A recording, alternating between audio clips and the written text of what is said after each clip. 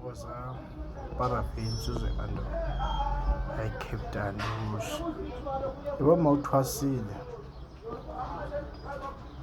ngokwenyani,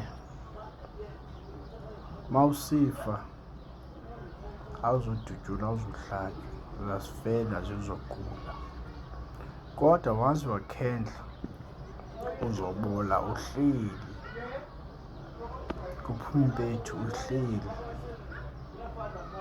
udutyulwe ufe. Anokuba uwikhi, indlela funeka uhambe ngayo wena.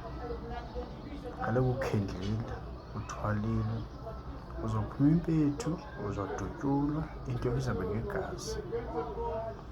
Funeka nawe uzophuma umphefumlo, uthetha, wenza ntoni emhlabeni.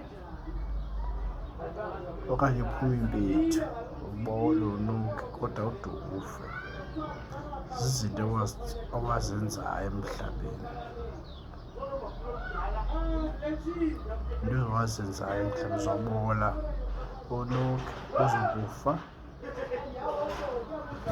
Mawuse uthethile ukuthi wenza ntoni emhlabeni, wenza ntoni kwifemeli yakho, uzongcungcutheka ude uyofa. Abantu baphila.